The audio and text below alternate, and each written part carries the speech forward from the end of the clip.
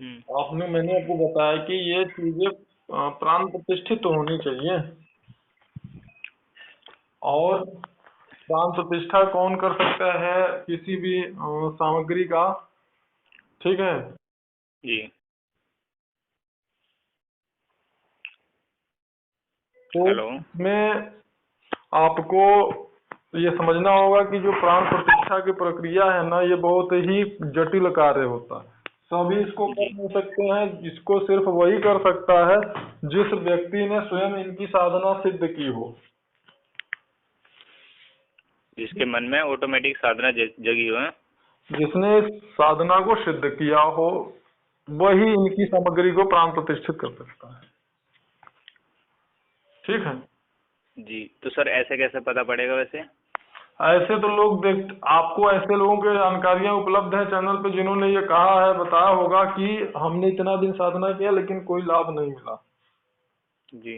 ठीक है। और कुछ लोगों को जैसे कि गलत जो है अनुभव या बुरी शक्तियां जैसे लोगों को परेशान करती हैं, तो उसमें ये होता है कि आप अगर सामग्री आपकी शुद्ध रूप से प्रतिष्ठित नहीं है, तो जाहिर सी बात है कि जो नकारात्मक शक्तियां हैं वो भी जो है आपको परेशान कर सकती अच्छा जी। हैं। जी। मतलब सामग्री होनी बहुत जरूरी है। सामग्री जो है वो आपका साधना का आधार है। ठीक है, जिसको आधार कहते हैं। अगर वो आपकी ठीक है तो मतलब साधना में आपको सफलता प्राप्त होगी। तो सर मुझे कैसे पता पड़ेगा, मतलब ये अच्छी है या बेकार है? अरे भाई, ये आपको गुरु या मार्गदर्शक जो जिसको आप गुरु बनाइए, जिसको गुरु बना के आपको साधना करना है, अगर आप देखते हैं कि उन्होंने लोगों को उनके द्वारा सफलता मिला हुआ है, जैसे जी। उनके मार्गदर्शन में साधना करने वाले साधकों को अगर सफलता प्राप्त हुई है, ठीक है, जी। तो ऐसे गुरु या मार्गदर्शक से जब आप सामग्री लीजिएगा, जी। तो वो सामग्री आपको प्राण प्रतिष्ठित मिल सकती है। अच्छा। क्योंकि ये चीजें जो है ना वो हमेशा नहीं बनती है ना। जी, इसका सही प्रक्रिया बड़ा सही कह रहे जटिल होता है। कुछ मुहूर्त होते हैं जिन मुहूर्त में ये बनते हैं, और बड़ा परिश्रम होता है इसमें। सही कह और रहे हो सर, वे सीधे हुए नहीं होती, वे ऐसे ही दे देते हैं, ले फिर जाओ भाई उनका यही इस कोटि का ये वो। और फिर उनका भरोसा भी उठ जाता है इन सब चीजों से। हाँ जी सर। जो आदमी मेहनत करेगा, परिश्रम करेगा, और उसको कोई समझ में कुछ नहीं आएगा तो बात नहीं ना बोलेगा, करे ये सब लोग चूतिया तो बनाते हैं, बेवकूफ बनाते हैं, अध्यात्म से उसका भरोसा जो है टूट जाता है। सर अगर मैं आपको गुरु बनाऊं तो आप ज्ञान दे सकते हो मुझे इस चीज का? अरे भाई, मैंने कितने लोगों का मार्गदर्शन किया हुआ है, आपने जी। देखा होगा, तो मैं काहे नहीं जानकारी दूंगा आपको। अगर जिस हम्म। शक्ति की सिद्धता हमें प्राप्त है, जिस शक्ति का हमको आशीर्वाद प्राप्त है, विशेष कृपा प्राप्त है, अगर उस शक्ति का कोई सानिध्य, कोई साधक बनना चाहता है, उपासक बनना चाहता है, तो क्या अगर मैं उसका मार्गदर्शन नहीं करता हूँ, या मार्गदर्शन करने के लिए उससे मैं स्वार्थ सिद्ध कर रहा हूँ, उससे मैं कुछ ले रहा हूँ, तो संबंधित शक्ति के प्रति बताइए हमारी निष्ठा तो फिर मतलब वही बस हो गया ना, व्यापारीकरण हो गया। जी सर। अगर जैसे कोई कहता है कि मैं साधना सिखाऊंगा, मुझे इतना मार्गदर्शन के लिए इतना पैसा दो, या ये दक्षिणा के रूप में इतना दे दो, या मुझसे बात करने के लिए तुम इतना पैसा दो, तो ये बताइए कि कोई दिव्य शक्तियां जो होती हैं किसी को जी। पैसा लेने के लिए बोलती हैं क्या? नहीं सर, ये सही कह रहे हो सर आप बात। अगर आपको सफलता मिल गई ना, तो आप ढूंढते हुए खुदे हमारे पास आएंगे ना। हाँ जी। और उसके बाद में अगर आपको लगता है कि हाँ मुझे कुछ प्राप्त हुआ है, तो मुझे आपसे कहने की जरूरत पड़ेगी कि आप मुझे पैसा दीजिए। हाँ सर, ये बात आपकी जायज है एकदम। तो उस दशा में तो आप खुद ही कहेंगे कि गुरुदेव, ये हमारे पास इतना पैसे हम आपको देना चाहते हैं, उपहार स्वरूप या मेरी सामर्थ्य के हिसाब से। तो उसको जब हमें आप देंगे तो वो हमारे लिए फलीभूत होगा ना।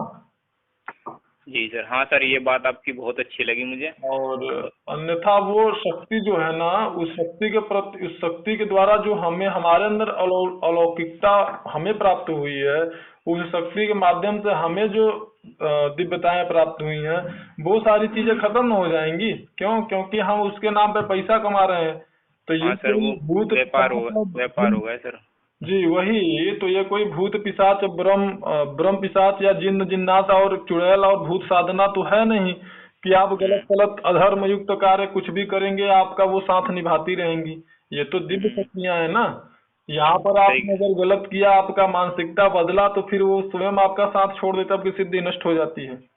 सही कह रहे हो सर। अगर कोई पैसा मांगता है साधना सिखाने के नाम पे, गुरु दक्षिणा के नाम पे, तो आप ये समझ जाइए कि उसके अंदर कोई विशेषता नहीं है, वो बस आपको बेवकूफ बना रहा है। जी सर, जैसे मैंने सत्संग ले रखा, उससे तो कोई दिक्कत नहीं है?